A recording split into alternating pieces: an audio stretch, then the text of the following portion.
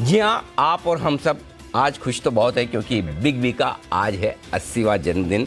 और दीप, आप तो शायद थोड़ा लेट जनरेशन वाले हैं, हम तो मतलब पले बड़े और उनको देखते हुए सुनते हुए सबसे सुपरस्टार, महानायक, लीजेंड। और मैं ये सिर्फ हिंदुस्तान की बात नहीं कर रहा हूँ, पूरी दुनिया भर के, क्योंकि इतनी लंबी इनिंग और इतनी सक्सेसफुल इनिंग खेलने वाला कोई कलाकार आज तक पैदा हुआ नहीं। सो बिग बी को हम उनके 80वें जन्मदिन पर हमारी तरफ से, हमारे दर्शकों की तरफ से बहुत बहुत शुभकामनाएं।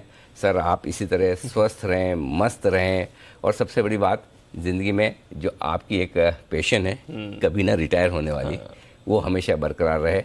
हमेशा आप अपनी पसंद के मुताबिक काम करते रहें, जितना आप चाहें, जैसा आप चाहें, यही हमारी शुभकामनाएं है। और उनकी कोई मूवी है जिसकी टिकट आज पूरा दिन 80 रुपये में मिलने वाली है। जी तो वो भी एक स्पेशल सेलिब्रेशन हो रहा है उनके बर्थडे का। खैर, लाइन तो अमिताभ बच्चन जी से शुरू होती है। आपकी कोई फेवरेट मूवी? अरे बहुत है, एक नहीं दीप, मतलब है ना 8:30-9 बज जाएंगे लेकिन सबसे मतलब कुछ एक तो वैसा है कि जो मैंने पिछली बार भी, जब मुझे याद है, ये बात नहीं थी, डॉन के दुश्मनों की सबसे बड़ी गलती कि वो डॉन के दुश्मन है। राइट, वो डायलॉग जहाँ हम खड़े होते हैं लाइन वहीं से शुरू होती है। मतलब वो एक एक मतलब डायलॉग, और शोले के डायलॉग तो आप पूछिए मत। मतलब मैं आपको ये कह सकता हूँ कि डायलॉग आने के पहले मैं बोल के बता देता था कि अभी ये वाला है। इतने हमने रट्टा मारा हुआ है ऐसा।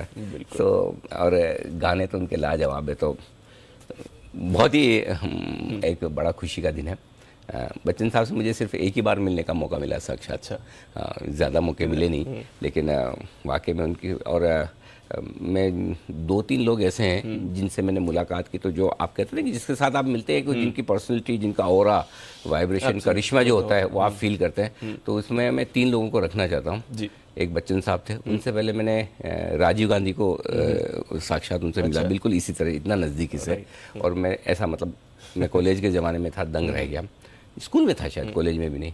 और तीसरे थे सचिन तेंदुलकर, वो तो जिनके साथ मैंने पूरा दिन बिताया। तो मतलब ये 3 ऐसी पर्सनैलिटी जिनका करिश्मा मैं कभी भूल नहीं पाता। तो उनमें से बच्चन साहब को बहुत बहुत जन्मदिन की बधाइयाँ, शुभकामनाएं। बिल्कुल सर, तो बढ़िया दिन है और सेलिब्रेट करेंगे बाजार 100%। देखिए, मार्केट, एक चीज़ मैं और बताऊँ, हाँ बहुत अच्छा सवाल किया आपने। सेलिब्रेशंस को कभी मार्केट के साथ जोड़िए मत। नहीं जोड़िए। अगर मार्केट अच्छे हो जाए तो ज़्यादा कर लीजिए, मार्केट अच्छे नहीं तो मार्केट का क्या लेन देना है। सेलिब्रेट तो करना ही है हमें।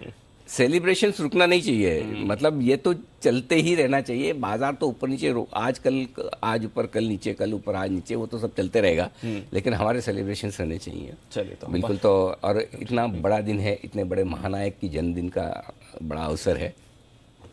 Let's open in positive. Open and positive. चलिए, तो उसकी तैयारी थोड़ी SGX निफ्टी आशा करते हैं यहाँ से रिकवरी दिखाए।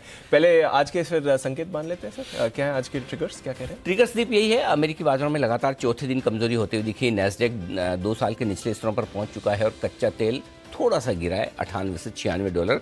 5 दिनों से लगातार जो तेजी हो रही थी उस पर थोड़ा सा ब्रेक लगा है। IT शेयर रहेंगे एक्शन में। TCS के नतीजे आए अनुमान से थोड़े से बेहतर, या अनुमान के मुताबिक कहे जा सकते हैं, लेकिन इन्फोसिस ये ज़्यादा इंपॉर्टेंट है। इन्होंने जोश बढ़ाए, बायबैक का ऐलान करके नतीजों के साथ आएगा। ट्रैक्शन टेक्नोलॉजी के IPO का दूसरा दिन है और कल हम विश्लेषण नहीं कर पाए थे, आज पूरा विश्लेषण आपके सामने रखेंगे ट्रैक्शन टेक्नोलॉजी का, कि इस IPO में पैसा लगाए या नहीं। ओके, तो उस पर भी करनी है चर्चा और IT पर भी करेंगे फोकस। कल तो आप इसकी बात भी कर रहे थे, वो भी थोड़े जानकारी लेंगे। कच्चा तेल फिसला है पर डॉलर इंडेक्स मजबूत हो गया है। और साथ ही जो नैस्डैक में एक्शन हो रहा है सर, अब 2 साल भी नहीं, 27 में, जुलाई 2020 के बाद के निचले स्तर पर आ गया है। मंदी सब कर रहे हैं यूएस में, चल क्या रहा है सर ये? नहीं, मंदी तो है ही दीप, क्योंकि नैस्डैक ने पिछली बार जो फॉल में बॉटम बनाकर रिकवरी दिखाई थी, जहाँ से 10-12% रिकवर हुआ था, उसके भी नीचे चले गए। डाउ लगातार 20% अपने टॉप से नीचे, यानी कि मंदी के मार्केट में 23-24% की गिरावट अमेरिकी बाजारों में डाउ में हो चुकी है। तो ये तो चीज़ क्लियर है कि वहाँ के बाजार मंदी के मार्केट में है ही, और जब तक ब्याज दरें रुकने का, मतलब ब्याज दरों में जो बढ़त हो रही है उसके थमने का संकेत नहीं आए, तब तक मुझे नहीं लगता कि कोई खास बदलाव होगा। वहाँ के बाजार बहुत ज़्यादा इम्प्रूव हो सकते हैं। वहाँ के बाज़ारों को इम्प्रूव करने के लिए 2 चीज़ें चाहिए। जो पहली चीज़ और सबसे इम्पोर्टेंट ये कि वहाँ के बाज़ारों को ये कॉन्फिडेंस आ जाए कि अब ब्याज दरें बस इतनी ही बढ़ेगी, इसके बाद नहीं बढ़ेगी। कि नवंबर की पॉलिसी में %0.5 या 0.5% बढ़ेगी, दिसंबर में इतना, यानी कि मैक्सिमम 1-1.25% से ज़्यादा। ये कॉन्फिडेंस जिस दिन आ गया उस दिन आपकी गिरावट थम जाएगी, वहां आप और गिरना बंद हो जाएंगे। लेकिन बढ़ेंगे कब? बढ़ने का संकेत अमेरिकी बाजारों में तब आएगा जिस दिन ये कॉन्फिडेंस अमेरिका में आ जाए कि जो महंगाई का आंकड़ा आपने देख लिया, अब उससे खराब आंकड़ा आपको नहीं दिखेगा और महीने दर महीने महंगाई सुधरती हुई दिखेगी। और इसका इसकी पहली परीक्षा है दीप, पहला इम्तिहान है वो इस गुरुवार को है। 13 तारीख को जो महंगाई के आंकड़े आएंगे अमेरिका के, ये मेक और ब्रेक वाले होंगे। चाहे कोई इसकी उस तरीके से बात नहीं कर रहा, लेकिन मुझे लगता है कि बाजार के लिए बहुत अहम होंगे, अमेरिका के बाजारों के लिए विशेष करके, क्योंकि अगर ये महंगाई के आंकड़े बेहतर आते हैं और अगर ये कॉन्फिडेंस अमेरिका में आ जाता है कि अब इससे ज़्यादा महंगाई और ख़राब नहीं होगी, धीरे धीरे महंगाई कम होना शुरू हो जाएगी, तो फिर इसका मतलब क्लियर कट है कि फिर अमेरिका में बाजार गिरना बंद कर देंगे, थमेंगे और थोड़ी रिकवरी देने के मूड में आ जाएंगे। लेकिन अगर इस महंगाई के आंकड़ों में फिर से वही सिचुएशन दिखी तो फिर तो बाजार गया, फिर गया, अगर नहीं फिर आप रोक ही नहीं पाएंगे। फिर तो जो नास्डेक आपको 35% दिख रहा है नीचे, अगर डाउ भी उसके बाद 30 से 35% वाली रेंज में चला जाए तो बड़ी बात नहीं, क्योंकि अगर आप सारे इलाज कर रहे हैं, जितने जितने आप कर सकते हैं, जितने हाई डोज दे सकते हैं, उसके बाद भी पेशेंट रेस्पॉन्ड नहीं कर रहा तो करेक्ट, तो फिर बुरा हाल है। कल ही मुझे एक हमारे दर्शक, नाम तो मैं भूल गया, उन्होंने ट्वीट किया मुझे, वो कहीं एक अंतर्राष्ट्रीय यात्रा पे थे और वो किसी एक एयरपोर्ट से उन्होंने ट्वीट किया कि सर मैं इस एयरपोर्ट पे हूँ और मैं यहाँ से यहाँ गया, यहाँ से 4-5 देशों के नाम बताए। बोले किसी भी एयरपोर्ट में कहीं भीड़ की कमी नहीं है, कहीं ऐसा देख के लग नहीं रहा लोग खा रहे हैं, पी रहे हैं, खर्चा कर रहे हैं, सब कुछ हो रहा है, ऐसा लग नहीं रहा। हालांकि उस चीज़ को मैं थोड़ा ये भी मान सकता हूँ कि अंतर्राष्ट्रीय ट्रैवल करने वाले लोग थोड़े ज़्यादा सक्षम होते हैं और बाहर जा रहे हैं तो खाएंगे पिएंगे, वो तो सब होगा ही, अगर नहीं पैसे तो कोई जाएगा, बट फिर भी भीड़ भाड़ एक्टिविटी वो देखकर अभी भी जो रेसेशन वाली जो बातें होती ना, ये कागजों वाला रेसेशन ज्यादा है, एक्चुअल वाला कम है। हमने पहले एक्चुअल वाले रेसेशन ज्यादा देखे हैं जहाँ कंपनियां दिवालिया हो जाती हैं, बंद हो जाती है, लोगों को नौकरियों से निकाल दिया जाता है, रिट्रेंचमेंट होते हैं, बड़े बुरे हाल हैं, है ना। लोग घर पे बैठे 6-6 महीने 8-8 महीने नौकरी नहीं लग रही, बिजनेस वालों के लिए बड़ी मुश्किल हो जाती है। सो एटलीस्ट वो माहौल, इंडिया तो खैर बहुत दूर है उससे क्योंकि हम तो ग्रोथ वाले फेज में इस वाले में है ही नहीं, लेकिन ग्लोबली भी अमेरिका में भी जो रेसेशन के जो ये सारे टिपिकल संकेत होते हैं वैसे है नहीं, थोड़ा खर्चा कम करना शुरू जरूर किया है। सो आई थिंक इन्फ्लेशन के नंबर्स सबसे पहला ट्रिगर, दूसरा ट्रिगर उन नंबर्स के बाद जिस दिन आपको ये कंफर्ट और कॉन्फिडेंस आए कि फेड अब इतनी ही ब्याज दरें बढ़ाएगा, वहां पर अमेरिकी बाजार रुकेंगे। तब तक ये यही चलेगा, थोड़ा ऊपर थोड़ा नीचे, और ट्रेंड थोड़ा अमेरिका में नेगेटिव सा बना हुआ है, वो थोड़े वक्त तक रहेगा। बाकी तो आपका डॉलर इंडेक्स फिर से थोड़ा ऊपर आया है, बॉन्ड यील्ड 4% के आसपास है, क्या करेंगे वो तो नहीं है। सो आई थिंक हमारे यहाँ शुक्रवार को हमें इस पर रिएक्शन देना है, बिल्कुल। एक्चुअली पूरे हफ्ते कुछ ना कुछ आता रहेगा, बट बड़ा इंपॉर्टेंट डेटा जो इन्फ्लेशन है उस पर आपको रखनी है नजर। अच्छा, हमारे बाजार का इंटरेस्टिंग ट्रेंड है सर, जो आउट परफॉर्मेंस है वो तो है ही, एक जो ब्रॉडर ट्रेंड की आउट परफॉर्मेंस है वो तो हमारी है। ऑन अ डेली बेसिस भी सर हमारे बाजार हल्का हल्का आउट परफॉर्म करते हैं। ऐसा नहीं कि ऑल आउट परफॉर्मेंस आती है, बट अगर 2% अमेरिका गिरता है तो हम 1% या 0.5% ही गिरते हैं, तो उनसे बेहतर रहते हैं। क्या ये बरकरार रहेगा कल की रिकवरी जो एंड में आई वो देखते हुए? कल रिकवरी क्यों आई? कल रिकवरी आने के पीछे एक ही वजह थी जबकि करेंसी जोर से खुली नीचे की तरफ, रुपया, और उसके बाद हमने पूरा रिकवर किया। अब रिकवरी क्यों आई? जैसे रुपया रिकवर हुआ हम रिकवर हो गए, राइट। तो कल हमने करेंसी के साथ बढ़िया देखा बाजार, ठीक। अब आप देखिए करेंसी कोई बढ़ी नहीं, सिर्फ रिकवरी आने पर भी हमारे बाजार रिकवर हो गए। दूसरी चीज, जितना एसजीएक्स निफ्टी दिखा रहा था उतना हम नीचे खुले नहीं। करेक्ट। खुल सकते थे ज्यादा, आराम से खुल सकते थे, और जहां खुले वहीं पर आपने थोड़ा बहुत इधर उधर करके टाइम पास करके बनाकर वापस से आप ऊपर हो गए, करेक्ट। सो पॉइंट ये है दीप कि मार्केट जितना ग्लोबल मार्केट्स कह रहे हैं उससे कम गिर रहे हैं। रिकवरी का अगर पहला भी कोई संकेत मिलता है तो उस पर रेस्पॉन्ड कर रहे हैं। कोई एक आध दिन बीच में ऐसा चला जाता है जिस दिन आप अनएक्सपेक्टेड थोड़ा सा खराब हो जाते हैं, जैसे शुक्रवार का था, बट अदरवाइज ब्रॉडली हमारे मार्केट ने एक आउट परफॉर्मेंस करने का मन बना रखा है। वो सही भी है क्योंकि दो वजह है उसकी। एक, जितनी इकोनॉमी को यूरोप की और अमेरिका की खराब हो रही है हो सकती है, उतनी डर या उतनी संभावना हमारी नहीं है। दूसरी बात यह कि जितना एफआईज बेचने के मूड में है उसके सामने हमारा लोकल फ्लो है जो हम मैनेज कर सकते हैं। आप देखिए 2-3 महीने से तो क्या किसके पैसे बने, किसी के नहीं।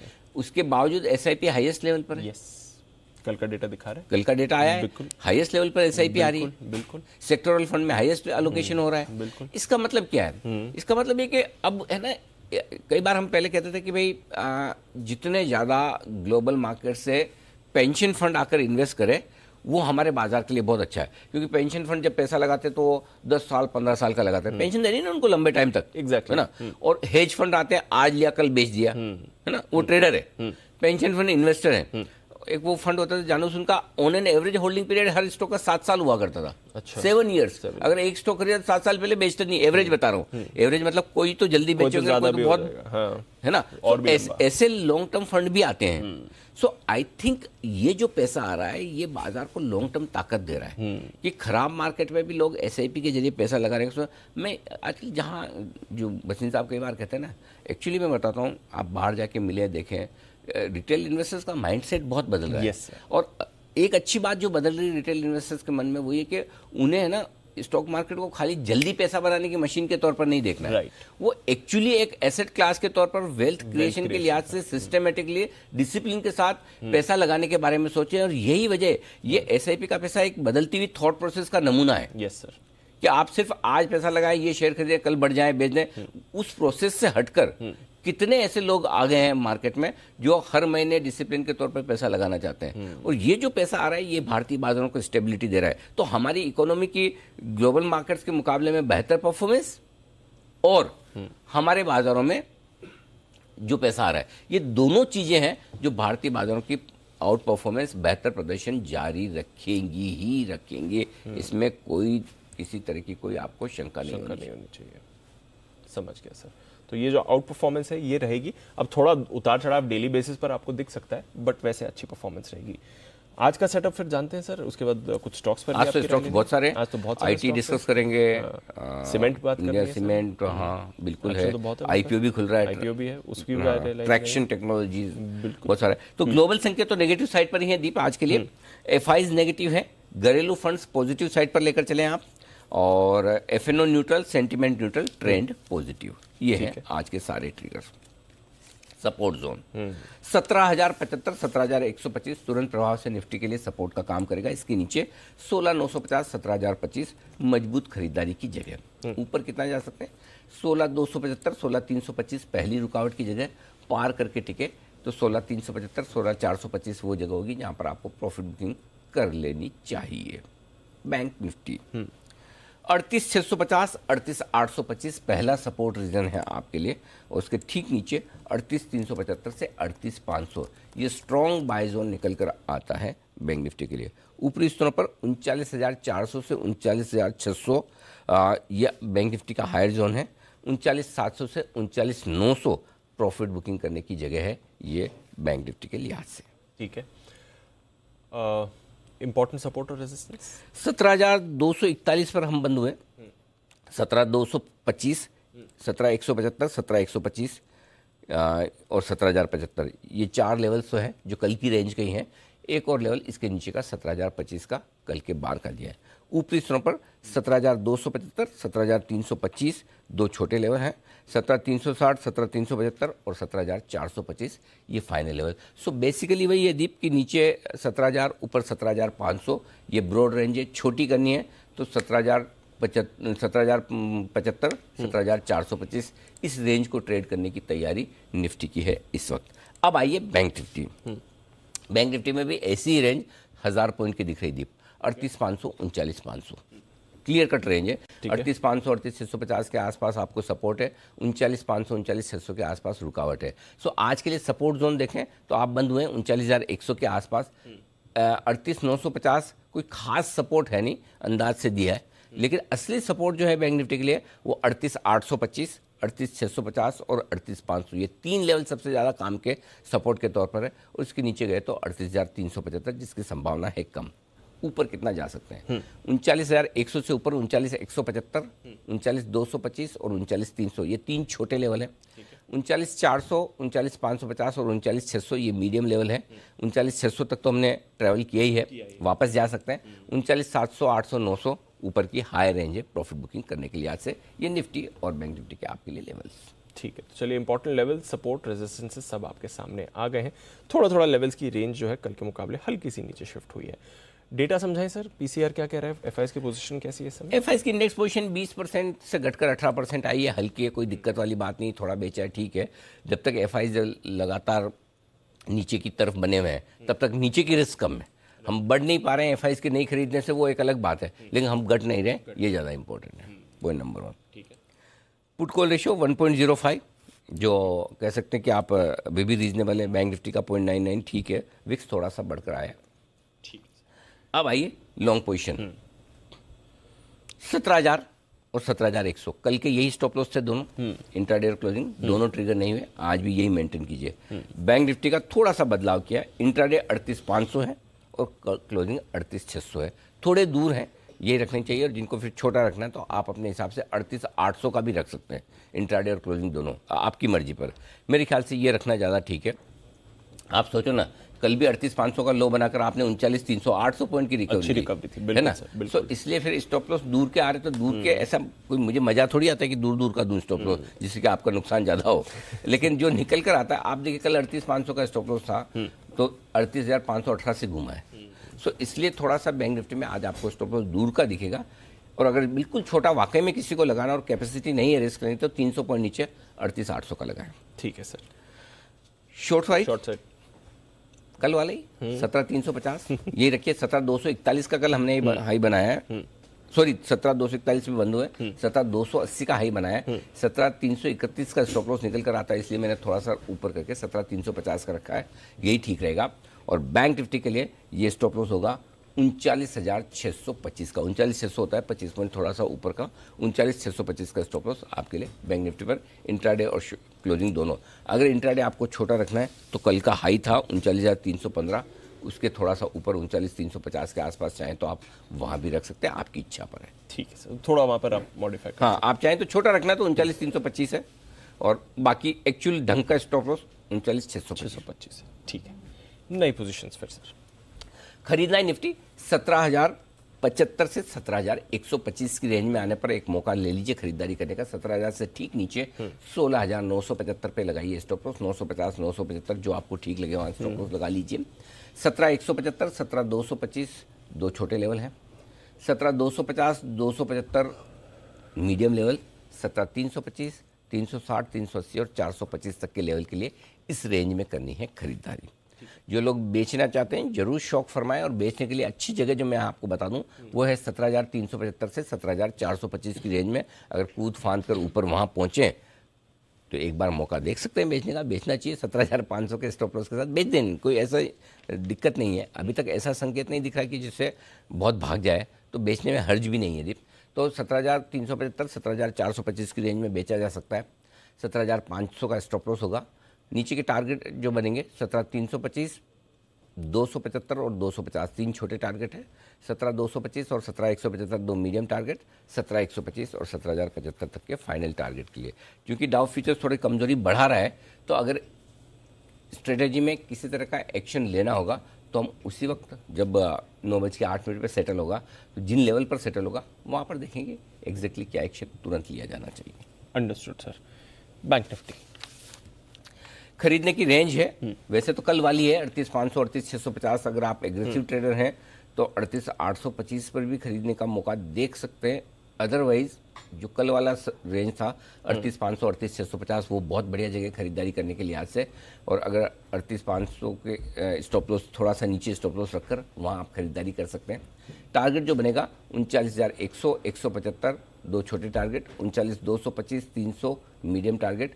39,550 600 फाइनल टारगेट। इसके लिए खरीदारी करनी है। बेचना चाहते हैं, अब आई डोंट नो आज मौका मिलेगा नहीं मिलेगा, लेकिन अगर 39,550 39,600 की रेंज में वहाँ बैंक निफ्टी पहुंचे तो वहाँ एक बार जरूर आपको बिकवाली करनी चाहिए 39,700 के स्टॉप लॉस के साथ।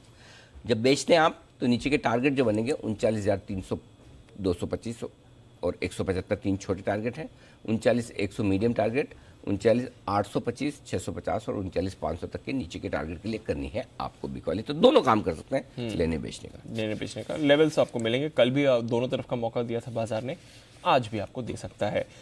एंट्री हो गई है सीधे 2 स्टॉक्स की अनिल जी बैन लिस्ट में, और इंडिया बुल्स हाउसिंग तो जो लग ही रहा था कल आएगा, इंडिया सीमेंट्स जो आज खबरों में भी है, इसमें भी आपको अब वायदा कारोबार के बैन में आ गया। तो इंडिया सीमेंट्स पर जो एक स्पेसिफिकली बात करनी है वो भी करते हैं सर। एक बार थोड़ा डेटा समझ लेते हैं फिर बात करते हैं। ठीक है। एक तो फंड्स का डेटा समझाइए, एफआईएस की तो बिकवाली है, पर कल डीआईएस की तरफ से बढ़िया सपोर्ट आते हुए दिखा सर। लोकल फंड ने कल दमदार खरीदारी की है। मजे की बात, दोनों ने बढ़िया मैचिंग करने की कोशिश की। 2 करोड़ का डिफरेंस रह गया। नहीं तो जितना खरीदना बेचना बराबर ऑलमोस्ट उतना ही किया। लेकिन बात यह है कि भले ही लोकल ने दमदार खरीदारी की, लेकिन एफएनओ की बिकवाली ज़्यादा है। 1315 करोड़ के इंडेक्स फ्यूचर्स बेचे, 2100 करोड़ के स्टॉक फ्यूचर्स बेचे, यानी कि दम लगाकर कल बड़े समय बाद एफआईएस की बड़ी बिकवाली का आंकड़ा आया है। 2, 2, 4, 1, 5, 5,500 करोड़ की डायरेक्शनल बिकवाली छोटी नहीं होती है। तो थोड़ा सा इसी वजह से एक ग्लोबल सपोर्ट नहीं है, ऊपर से बिकवाली का प्रेशर, इसलिए थोड़ा सा ऊपर उठना बाजार के थोड़ा सा मुश्किल हो सकता है। 8,800 करोड़ के ऑप्शंस खरीदे, लेकिन वो मेरे बहुत काम के हैं नहीं। सो ओवरऑल डेटा थोड़े खराब ही हैं, इसमें कोई डाउट नहीं है। बिल्कुल, तो डीआईएस का सपोर्ट है, बट अदरवाइज डेटा थोड़े खराब ही है। वायदा कारोबार के इंपॉर्टेंट लेवल्स, वायदा कारोबार के इंपॉर्टेंट लेवल्स में दीप 17,000 सबसे इंपॉर्टेंट, यही नीचे की तरफ 80 लाख शेयर हैं, ओपन इंटरेस्ट में हाईएस्ट है, सपोर्ट का काम करेगा। पहले आपके लिए मेक और ब्रेक वाला लेवल 17,200 है। 17,200 के पुट पर 45 लाख शेयर हैं और 41 लाख शेयर कॉल्स पर है। तो 17,200 के नीचे हैं तो थोड़े कमज़ोर हैं, 17,200 के ऊपर अगर बने हुए हैं तो ज़्यादा ख़राब नहीं है, कोई दिक्कत वाली बात है नहीं। 30-40 पॉइंट अगर घट भी जाएँ तो कोई चिंता की बात नहीं। 17,200 से आपको गिनना है कि आप कितने कमज़ोर हैं, बस इतनी बात है। इमीडिएटली 17,075, 17,100 सपोर्ट का काम करेगा, क्योंकि 55 लाख शेयर 17,100 के पुट पर भी है। बैंक निफ्टी का जहाँ तक सवाल है दीप, 39,000 मेक और ब्रेक लेवल है, दोनों ही तरफ ओपन इंटरेस्ट बराबर है, 18-18 लाख शेयरों का पुट और कॉल में, ठीक है ना, 39,000 पर, तो वो आपके लिए सपोर्ट का काम करेगा। 39,000 के नीचे खुलेंगे, ट्रेड करेंगे तो थोड़े कमज़ोर रहेंगे। 39,000 के ऊपर हैं, 90-100 पॉइंट घट भी जाए तो कोई दिक्कत वाली बात, परेशानी वाली बात नहीं है। ठीक है, चलिए, तो सारे इंपॉर्टेंट लेवल्स, आज का पूरा का डेटा और स्ट्रैटेजी आपके सामने है। आईपीओ पर भी 9 बजे चर्चा कर लेंगे सर। आईपीओ 9 बजे करेंगे, बिल्कुल। ट्रैक्शन टेक्नोलॉजीज, आज दूसरा दिन है आईपीओ का। पर आइए, 1-2 स्टॉक्स पर आपकी राय लेनी है सर, और नतीजों पर आपका व्यू लूँ, स्पेशली आईटी जो आज फोकस में रहने वाला है। उससे पहले एक बार जरा एक झलक दिखा देते हैं, क्योंकि आईटी स्टॉक्स लगातार पिछले कुछ दिनों से चर्चा में भी रहे। एक तो नतीजे अनिल जी कह रहे थे अच्छे आ सकते हैं, और जो इन्फी का surprise, not so much of a surprise, क्योंकि लग रहा था हमारे लिए तो नहीं है, हमारे लिए तो नहीं है। एक बार देख लेते हैं इस पर क्या कहा था अनिल जी ने। कई सारी आईटी कंपनियां फिर से बायबैक के लिए तैयार हो सकती हैं। सर, आईटी में बड़ी तेजी है ना। अगर आपका 6 महीने का व्यू है और 6 महीने तक आप भाव नहीं देखना चाहते हैं, तो आईटी शेयर लेने का वक्त है। रिजल्ट जो कंपनियों के बहुत खराब आएंगे वहां पर लेना है, और जहां बहुत अच्छे आकर भाग जाए, या बोनस आ गया है, या फिर आपके बोनस तो क्या, सॉरी, बायबैक वगैरह आ गया, तो वहां पर फिर एक बार फिर से आप प्रॉफिट बुक करके नीचे का इंतजार करें। चलिए, तो ये तो था आईटी का व्यू। इनफैक्ट कल ही इसके बारे में बात हो रही थी। टीसीएस के नतीजे भी बात करते हैं, बट बायबैक, इन्फोसिस 13 अक्टूबर को, मेरे लिए सरप्राइजिंग नहीं है दीप। मैं तो एक्सपेक्ट कर ही रहा था कि इन नतीजों के साथ अब बायबैक आ जाना चाहिए। भाव भी अच्छे हैं, पैसे भी हैं, और कंपनी बहुत इन्वेस्टर फ्रेंडली भी है, इसमें कोई डाउट ही नहीं है। अब बायबैक कितना करेंगे, किस प्राइस पर करेंगे, साइज़ क्या होगी, हम थोड़ी देर में आपको एक्सक्लूसिव रिसर्च हमारी तैयार हो रही है। हर बार के बायबैक की तरह हर बार हमारे बायबैक की रिसर्च एकदम सटीक रही है। इस बार भी हम आपको लाकर देने वाले हैं कि इन्फोसिस का बायबैक कितना होगा, किस प्राइस पर हो सकता है। सो ओवरऑल मेरे हिसाब से ठीक है, कोई दिक्कत वाली बात है नहीं। ये सब मुझे ठीक ही नज़र आ रहा है। तो इन्फोसिस का बायबैक ठीक है। जहाँ तक टीसीएस के नतीजों का सवाल है, नतीजे किसी भी लिहाज से ख़राब नहीं है, लेकिन ऐसा भी नहीं तोड़-फोड़ नतीजे हों जिसको देखकर आप उछल कर रहे हैं कि भाई अरे 4,000 वाला टीसीएस 3,000 में मिल रहा है, अब मैं तो झपट ही लूँ, राइट, बस मैं ले ही लेना चाहिए। बाकी बची हुई बात आज मैनेजमेंट की कमेंट्री से सुनेंगे, समझेंगे कि मैनेजमेंट किस तरह का आगे आउटलुक देता है। उससे समझ में आएगा कि कॉन्फिडेंस लेवल क्या है, क्योंकि इस बार की कमेंट्री बहुत इंपॉर्टेंट है। ग्लोबल मार्केट्स के माहौल के बीच में, इकोनॉमीज़ के माहौल के बीच में कितने कॉन्फिडेंट हैं, वो डिसाइड करेंगे कि आगे क्या है। बाकी जहाँ तक रिजल्ट का सवाल है, रिजल्ट के बेसिस पे 2-2.5% के आसपास की तेजी टीसीएस में बनती है, 50 से 70 रुपए बढ़ना चाहिए, बस उतना ही, उसके बियॉन्ड मुझे नहीं उतना दिखता। खास नहीं दिखता। हाँ, इनफैक्ट टीसीएस से ज़्यादा दूसरे बढ़ सकते हैं, हो सकता है इन्फोसिस, वो अभी तक बंद मुट्ठी है ना, रिजल्ट नहीं आया यार, बाय बैक है, तो हो सकता है इन्फोसिस लीड ले, हो सकता है उनके पीछे ज़्यादा पीटे हुए विप्रो एचएल टेक टाइप के चल जाए, वो होगा। लेकिन टीसीएस के लिए मेरा समझना 50 से 70 रुपए की तेजी इन नतीजों के दम पर बनती है। 1-1.5% से ज़्यादा की ईपीएस अपग्रेड बनता नहीं है, और बदलेगा अगर इस पूरी कमेंट्री में जो मैं बोल रहा हूँ उसमें, तो वो एक ही चीज़, वो मैनेजमेंट की कमेंट्री। आप कॉन्फिडेंटली बोलिए और बढ़ जाएगा, आप कोशिश रहेंगे, सावधानी वाली बात करेंगे, तो जहाँ खुला है वहीं से घट जाएगा, बस। सो मैनेजमेंट को सुन के डिसाइड होगा। नतीजे में ऐसा कुछ भी नहीं है जिसकी वजह से स्टॉक गिरे, ऐसा कुछ भी नहीं है जिसमें 50-70% रुपए से ज़्यादा, मतलब 2-2.5% से ज़्यादा बढ़े। खराब नहीं है, बट इतने खराब तो है ही नहीं, खराब तो हम कह ही नहीं रहे, राइट। रिजल्ट तो ठीक ही है, उम्मीद के मुताबिक है, एक शेड उम्मीद से बेहतर ही है, लेकिन अल्टीमेट इतने से बेहतर से मैं 10% उतनी ज़्यादा मूव नहीं है। 5% टीसीएस बढ़ जाए आज नहीं, मतलब 2-5 दिनों में कि भी यहाँ से टीसीएस में 10% की अपसाइड बन सकती है, नतीजे वैसे नतीजे नहीं है, उसके लिए मैनेजमेंट की कमेंट्री चाहिए, अगर मजबूत आई तो ठीक। अच्छा, बाय द वे, नतीजों से याद आया, आज से आपको फिर से हर रोज सुबह 9:35 पर मिलेगा वरिंदर रिजल्ट एक्सरे। वरिंदर बंसल हमारे साथ जुड़ेंगे ओमकारा कैपिटल से, जो आपको बताएंगे नतीजों का इन डेप्थ एनालिसिस। आज से हम उनके साथ शुरुआत करने जा रहे हैं, तो रिजल्ट का पूरा विश्लेषण पुराने, अभी के और आगे के फ्यूचर के आउटलुक के साथ वरिंदर बंसल की इनसाइट मिस मत कीजिएगा। एब्सोल्युटली। तो वरिंदर भी हमारे साथ जुड़ेंगे 9:35 पर, उसका भी करें इंतजार। एंड ऑफ कोर्स रोज की तरह अंजी भी कुछ स्टॉक्स के बारे में अपना भी तो आपको देंगे ही। India cement sir, of course ये काफी एक्टिवली हमारे रेडार पर रहा है, सारे टारगेट्स हिट हुए, उठ के भी ऊपर गया। जो डील हुई है, इन्होंने एमपी का अपना जो ये कारोबार बेचा है, कैसे देख रहे हैं सर इस डील को? आई थिंक थोड़ा नॉन कोर एसेट्स या जो एसेट्स ऐसी है इनके पास में जो इनके काम की नहीं है, वो बेचकर कैश जुटाने का इरादा कंपनी का, जो कि सही है। लेकिन 477 करोड़ की उन्होंने एक माइनिंग कंपनी में अपनी पूरी हिस्सेदारी बेची है, सब्सिडरी कंपनी में, जेएसडब्ल्यू सीमेंट को। उनके लिए जाहिर सी बात है कि इस तरह की जो ये माइंस है उनके काम की है, और इंडिया सीमेंट के पास एक्स्ट्रा है। लेकिन मेरे ख्याल से मार्केट की एक्सपेक्टेशन कहीं ज़्यादा बड़े अमाउंट की थी एसेट में। इवेंचुअली होगा बिल्कुल। क्या और बेचेंगे? ज़रूर बेचेंगे, लेकिन मुझे लगता है कि अगर 477 करोड़ के आंकड़े के दम पर अगर आप देखें तो आज स्टॉक गिरना चाहिए जी।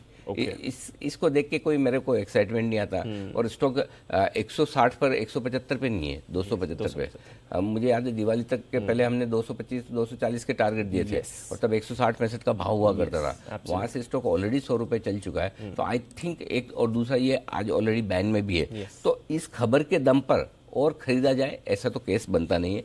जिनके पास हैं प्रॉफिट बुक कर सकते हैं, और या फिर नीचे में मौका मिले एक बार फिर से तो वापस से री एंट्री करें, लेकिन इस खबर के दम पे खरीदना नहीं बनता, ये क्लियर है। तो मुझे लगता है आज थोड़ी प्रॉफिट बुकिंग आनी चाहिए, स्टॉक थोड़ा कमजोर रहेगा। जो होना था वो लार्जली हो चुका। हाँ, हो चुका। हाँ, बड़ा आंकड़ा आता तो शायद जोश आता कि चलो अच्छा बड़ा पैसा निकाला है non core assets, basically 477 crore उम्मीद के से बहुत कम है। समझ गया सर, ठीक है।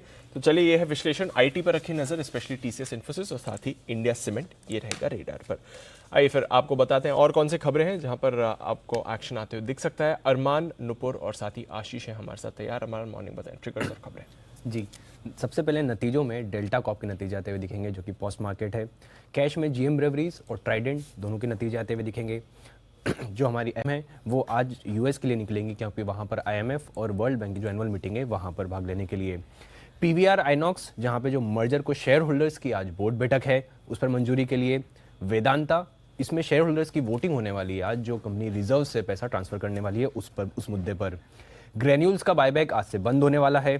ग्लोबल में G7 लीडर्स और यूक्रेन के जो प्रेसिडेंट हैं वो एक इमरजेंसी टॉक बिठाएंगे, वहाँ पर बात होगी रशिया के इश्यूज को लेकर। ट्रैक्सन टेक्नोलॉजी का आईपीओ, जो कि आज दूसरा दिन है। पहले दिन अगर आप आईपीओ को देखेंगे तो वहाँ पर लगभग 23% सब्सक्रिप्शन आया है, जिसमें रिटेल 1.23x टाइम्स आया है।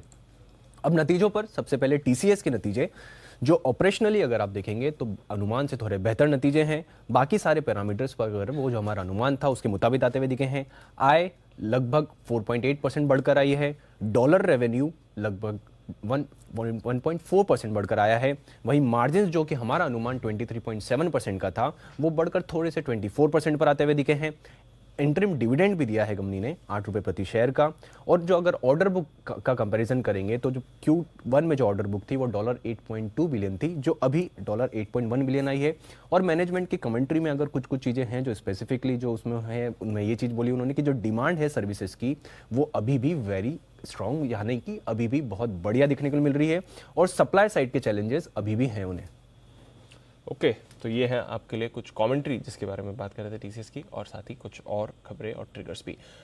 नुपुर, मॉर्निंग, बताएं कौन सी खबरें लेकर आई हैं आप? Good morning. सबसे पहले जैसे कि हम बात कर रहे थे इन्फोसिस, जहाँ पे 13 तारीख को कंपनी के नतीजे आने वाले, साथ ही साथ जो वहाँ पे बोर्ड बैठक है बायबैक को लेके, तो ये स्टॉक पे भी नजर आएगी। इंडिया सीमेंट्स, JSW सीमेंट के साथ कंपनी ने परचेज एग्रीमेंट साइन किया अपनी सब्सिडरी स्प्रिंग वे माइनिंग में पूरी हिस्सेदारी बेचने वाली है 477 करोड़ के आसपास। IRB इंफ्रा भी आज फोकस में, क्योंकि कंपनी का जो सितंबर मंथ का अपडेट आते दिखा है, जो टोल कलेक्शन है वो पिछले साल के मुकाबले इस बार 37% से ऊपर है, और अगर हम क्वार्टर ऑन क्वार्टर बेसिस पे देखें तो करीबन 3% से इस बार गिर कर आए। फिनेंशियल बायोटेक भी आज फोकस में, क्योंकि पॉजिटिव न्यूज़ आती दिखी है कंपनी के लिए। यूनिसेफ और पावर से वैक्सीन का 1050 करोड़ के आसपास का कंपनी को नया ऑर्डर मिला है। RBL बैंक, जहां पे राजीव आहूजा को 3 साल के लिए दोबारा एग्जीक्यूटिव डायरेक्टर नियुक्त किया गया, तो काफ़ी पॉजिटिव न्यूज़ है बैंक के लिए। आशियाना हाउसिंग, जहां पे कंपनी का जो गुड़गांव में प्रोजेक्ट है उसमें 224 करोड़ की यूनिट्स बुक कर दिए गए, तो काफ़ी पॉजिटिव न्यूज़ है ये भी कंपनी के लिए। और एक नए IPO सेबी ने कांस टेक्नोलॉजी के IPO के प्रस्ताव को भी मंजूरी दे दी है। ओके, तो ये है आपके लिए कुछ और खबरें जहां पर रखनी है नजर, बट ढेरों रिपोर्ट्स भी आई हैं आज। आइए इनके बारे में जानते हैं ब्रोकरेज की रिपोर्ट्स FIR में।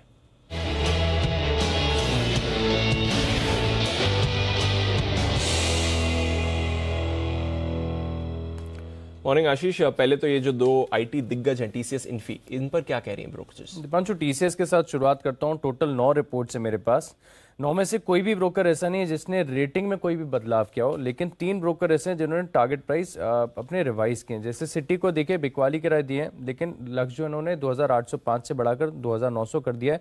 3119 पे स्टॉक ऑलरेडी चल रहा है। जेफरीज होल्ड की राय दे रहे हैं, लक्ष्य इन्होंने 3070 से बढ़ाकर 3180 कर दिया है। क्रेडिट स्विस आप देखिए न्यूट्रल की रेटिंग को बरकरार रखे, 3275 से लक्ष्य को बढ़ाकर 3300, यानी कोई बड़ा टारगेट अपग्रेड भी नहीं आया। और बाकी की अगर आप कमेंट्री देखें तो ठीक ठाक है, सब कह रहे हैं कि नतीजे काफ़ी हद तक अनुमान के मुताबिक देखने को मिले, लेकिन लॉन्ग टर्म आउटलुक थोड़ा सा सॉफ्टनेस यहाँ पर नजर आ रही है। मार्जिन को लेकर मैनेजमेंट कह रहा है कि कॉन्फिडेंट है। साथ में अगर आप देखें तो स्टॉक के ऊपर कंस्ट्रक्टिव व्यू भी है, सबके सब बुलिश हैं, थोड़े बहुत, ज़्यादा नहीं। EPS के में बढ़ोतरी भी की है, तो TCS ये आपके रडार पर रहेगा। इसके अलावा अगर आप देखें तो इन्फोसिस, यहाँ पर भी नोमेरा की तरफ से रिपोर्ट आई है, खरीदारी की राय को बरकरार रखा है। 1463 की क्लोजिंग है, 1610 रुपये का लक्ष्य दिया है। सिटी खरीदारी की राय दे रहे हैं, 1625 रुपये का ऊंचा लक्ष्य दिया है। और मान रहे कि पिछले 2 बायबैक अगर आप देखें तो 9200 से लेकर 8260 करोड़ के आसपास की रेंज में रहे थे। 37,000 करोड़ का भारी भरकम कैश है, तो यहाँ पर भी नजर आएगी। मैक्वारी ने देखिए आउट परफॉर्म की रेटिंग को बरकरार रखा है। ब्रोकरेज हाउस में इन्फोसिस पर मैक्वारी सबसे ज्यादा बुलिश है, क्योंकि 1870 रुपये का बड़ा लक्ष्य दे रहे हैं। 1463 की क्लोजिंग है। ओके, तो ये है आपके लिए IT पर रिपोर्ट्स, बट और कौन सी रिपोर्ट्स हैं आशीष आपके? जो फार्मा, यहाँ पर भी आपको नजर रखनी चाहिए। HSBC की तरफ से ढेर सारे फार्मा स्टॉक्स है जहाँ पर रिपोर्ट आई है। शुरुआत कर लेता हूँ सन फार्मा के साथ। यहाँ पर खरीदारी की राय दे रहे हैं, लक्ष्य 1120 से बढ़ाकर 1150 कर दिया, 946 की क्लोजिंग है। सिप्ला पर खरीदारी की राय दी है, लक्ष्य 1180 से बढ़ाकर 1285। डॉक्टर रेड्डीज यहाँ पर खरीदारी की राय दी है, लेकिन यहाँ पर लक्ष्य घटा है, 5140 से घटाकर 5030 कर दिया है, 4380 की क्लोजिंग है। लूपिन पर होल्ड की राय, लक्ष्य 685 से बढ़ाकर 715, हालांकि 707 के करीब ऑलरेडी स्टॉक चल रहा है। और मैक्स हेल्थ केयर अंत में यहाँ पर HSBC ने खरीदारी की राय को बरकरार रखा है, लक्ष्य 425 से बढ़ाकर सीधे 465 कर दिया है, 411 की क्लोजिंग है। होगी सारी? सबसे बढ़िया वाली बताओ सर। न्यूट्रल सी हैं, कुछ अच्छा नहीं कुछ लगा। अच्छा नहीं है आपके पास? अच्छा, खराब वाली बता दो। खराब में भी कुछ नहीं है सर। आप भी यहाँ आए किस लिए? Okay report. चलिए, आशीष आशीष काम करने के मूड में नहीं है। आपसे संकेत लेके मैं भी थोड़ा कुछ करने वाला हूँ 9 बजे। Okay sir. हाँ, इंतजार कीजिए 9 बजे का। ठीक है, ओके। आइए तब तक करते हैं मुलाकात हमारे सारे एक्सपर्ट से। वक्त है पिक ऑफ द डे का।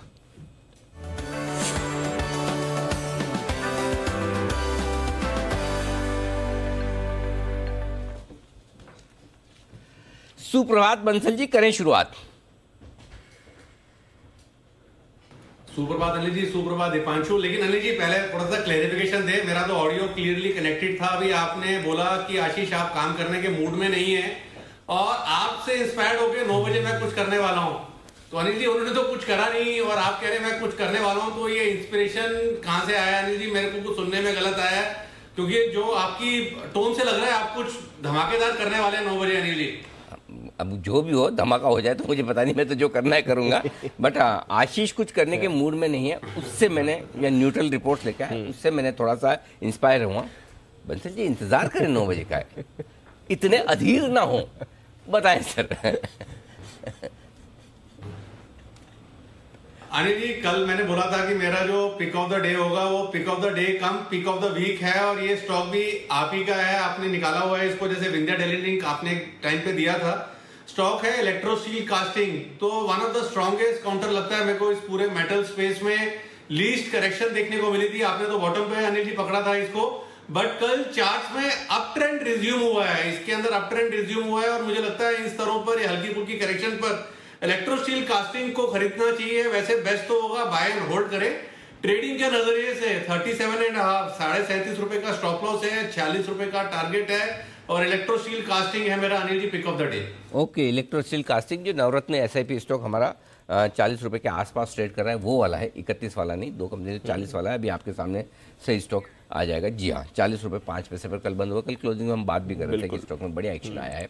यहाँ पर खरीदारी करने के लिए आए बंसल जी की तरफ से। सुमित जी सुप्रभात, बताएं सर।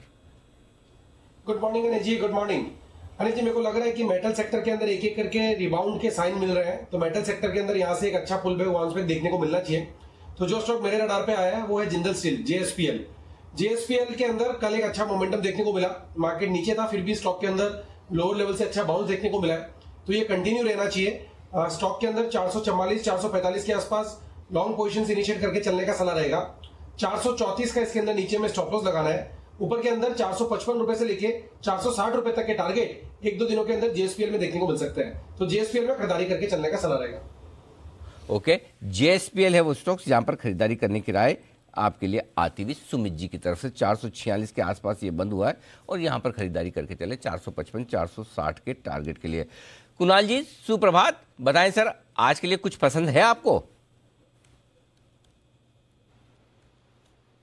नमस्कार अनिल जी, नमस्कार दीपांशु। अनिल जी खरीदारी की राय है, खरीदना है ONGC। अनिल जी मुझे लगता है कि ONGC में एक बेस बन चुका है और बहुत समय से स्टॉक ने परफॉर्म नहीं किया, लेकिन अब कुछ ऐसे प्राथमिक संकेत हमें चार्ट पर नजर आ रहे हैं कि इसमें एक बड़ी ब्रेकआउट आपको आता हुआ दिखेगा, बड़ा मूव आएगा, तो इन स्तरों पर खरीद करके चले। रिस्क रिवॉर्ड बहुत फेवरेबल है, 131 पर स्टॉप लॉस रख ले। पहला टारगेट होगा 136 रुपए का, इवेंचुअल टारगेट 140 रुपए का, 140 145 तक जाना चाहिए। खरीदारी की राय है ONGC। ओके, तो ये है ONGC पर खरीदारी करने की राय आपके लिए कुणाल जी की तरफ से आती हुई दिख रही है। अच्छा, तैयार है हमारे साथ अविनाश सर भी और किरण जी भी। किरण जी गुड मॉर्निंग, बताएं सर आपका पिक ऑफ द डे।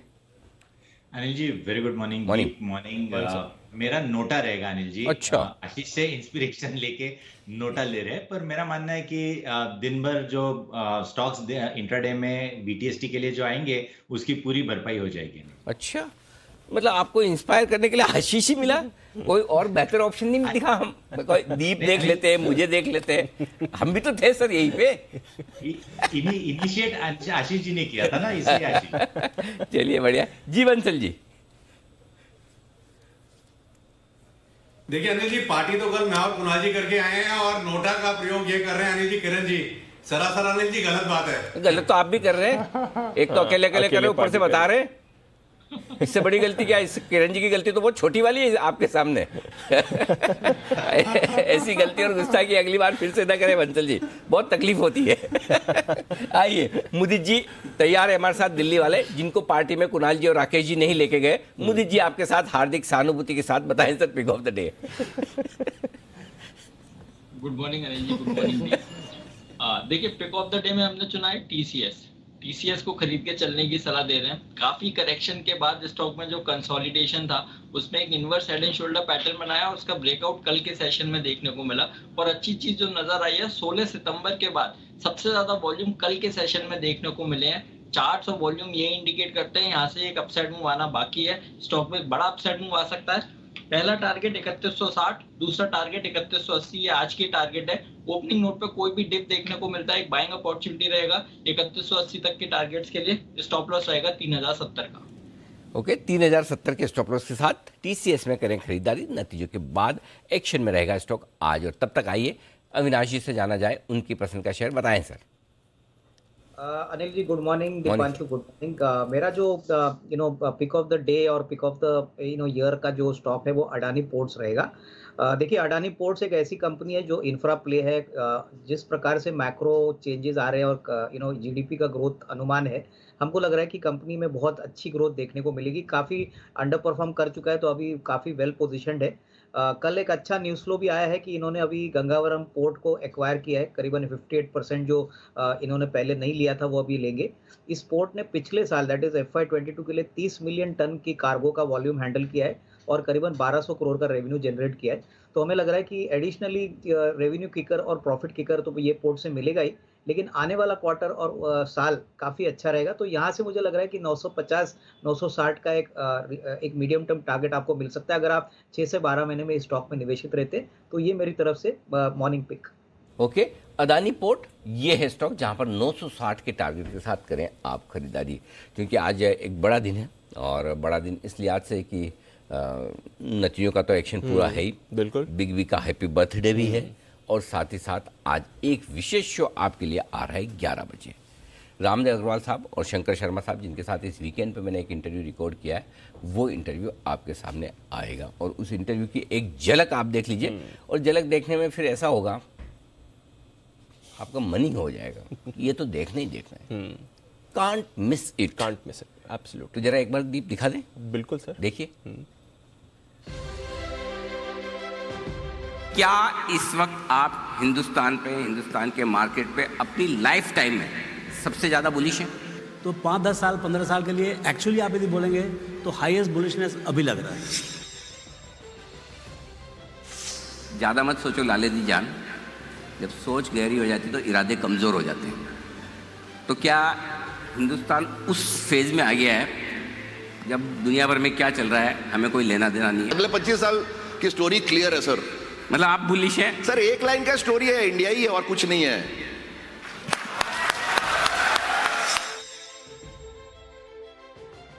पिछले 1.5-2 साल में जो नए नए इन्वेस्टर्स मार्केट में घुसे हैं उनके लिए आपका अनुभव चाहिए। There are 100 million ways of making money. Okay, सिर्फ 2 तरीके नहीं है, इनका रैन डांस और मेरा नो रैन डांस, ऐसा नहीं है। Every person has a different way of making money. Okay, और ये इसमें इतना पैसा है इस बाजार में जितना गंगा में पानी नहीं। क्या बात है।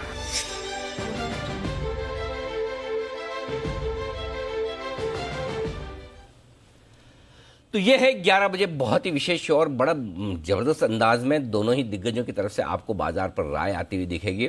मिस मत कीजिएगा। और इतना कह सकता हूँ दीप, जिसने एक बार ये शो देखा वो इसको रिपीट वापस देखेगा। अच्छा, हाँ, 101%। वो मैं इसलिए कह रहा हूँ कि मैं भी देखूंगा क्योंकि जनरली मैं ऐसा होता है कि ठीक है इंटरव्यू कर लिया हो गया फिर चलता है, लेकिन इसमें वाकई में मुझे भी इतना मजा आया कि मुझे लगता है कि एक बार फिर मैं भी देखूंगा जब 11 बजे वापस।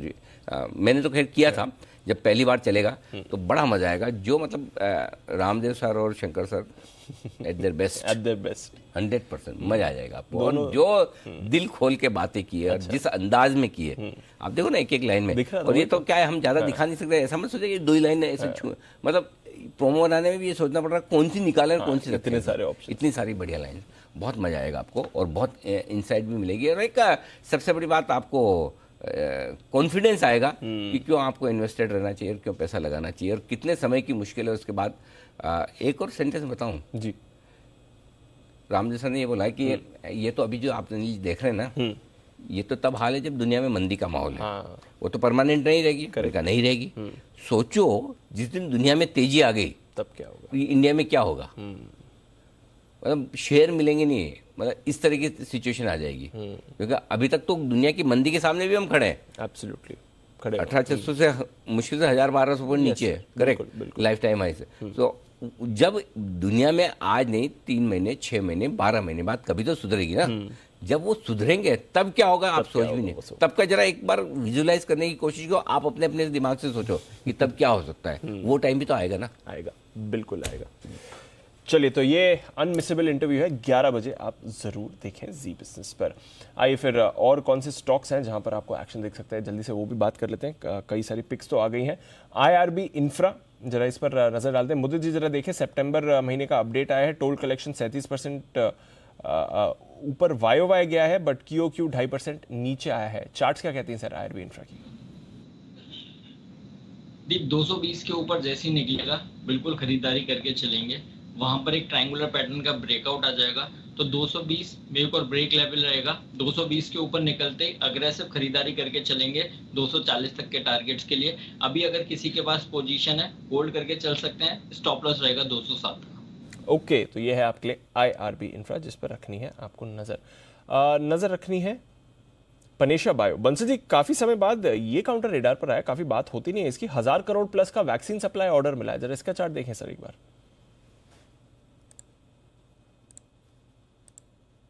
देखिए दीपांशु, अगर इसका चार्ट देखें तो चार्ट में तो एज ऑफ नाउ ऐसा कुछ नहीं है। नीचे में एक सपोर्ट है 128 129 के अराउंड, ऊपर में 140 के अराउंड रेजिस्टेंस है। और दीपांशु, मेरा ऐसा मानना है इस कंपनी से बिल्कुल दूर रहना चाहिए। एक तो ये बिल्कुल चीजों को बताता नहीं है, ना किसी से मिलता है। और जहां तक मेरी नॉलेज है, अगर आप भी इसको, जैसे आशीष भी आपकी तरफ से जब अप्रोच करते हैं, कंपनी से कांटेक्ट करेगा तो कुछ शेयर नहीं करते हैं। तो ये क्लोज सर्कल में अपनी इन्फॉर्मेशन रखता है, तो मैं इस कंपनी को बिल्कुल अवॉइड रखता हूँ। ओके, तो अवॉइड करिए। ये है आपके लिए पनेशा बायो। अविनाश जी, इंडिया सीमेंट और JSW की जो डील हुई है, इस पर आपकी कोई राय सर? और इंडिया सीमेंट इन लेवल्स पर कैसा लगता है अब?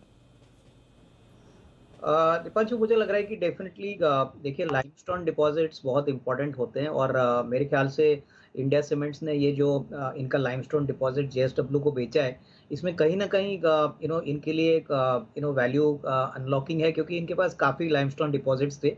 अगर ऑपरेशनली इंडिया सीमेंट्स की बात करें तो साउथ में ये काफ़ी बड़े प्लेयर है। साउथ मार्केट में सीमेंट के प्राइसेस काफ़ी एक समय तक ऊपर रहे हैं। मेरे ख्याल से सेकंड हाफ ऑफ FY23 में आपको बहुत अच्छे नतीजे इंडिया सीमेंट्स से देखने को मिलेंगे। हालांकि सेकंड क्वार्टर थोड़ा सा मार्जिन प्रेशर वाला हो सकता है क्योंकि इनपुट प्राइसेस बढ़े, बट ओवरऑल इस लेवल से अगर कोई खरीदता है तो मेरे ख्याल से काफ़ी वेल पोजिशनड है। और यहाँ पे काफ़ी बड़े HNI इन्वेस्टर्स ने ऑलरेडी पोजीशन बनाई है। क्लियरली मुझे लग रहा है कि अगले साल 1.5 साल की अगर बात करें तो सीमेंट एक बहुत आउट परफॉर्मिंग सेक्टर बनेगा और वहाँ पे India cements can give very good returns. Okay, तो ये है आपके लिए इंडिया सीमेंट्स, जिस पर रखनी है नजर। एक बार चार्ट्स पर भी राय ले ली जाए। सुमित जी, इंडिया सीमेंट्स, अब तो डील का अनाउंसमेंट हो गया, 275 कल क्लोजिंग थी। इंपॉर्टेंट लेवल्स क्या रहेंगे सर?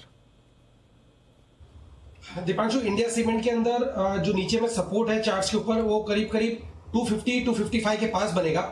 ऊपर के अंदर 282 का लेवल निकलने के बाद 295 से 300 रुपए तक के लेवल इंडिया सीमेंट में आने वाले दिनों में देखने को मिल सकते हैं। स्टॉक थोड़ा सा एक बार कंसोलिडेट कर सकता है 10 से 20 रुपए की रेंज के अंदर। 282 का लेवल ऊपर में निकलने के बाद 295 से 300 के टारगेट बनेंगे शॉर्ट टर्म के, और मीडियम टर्म के टारगेट और भी ऊपर के बनेंगे जब 300 का लेवल ये क्रॉस कर देगा।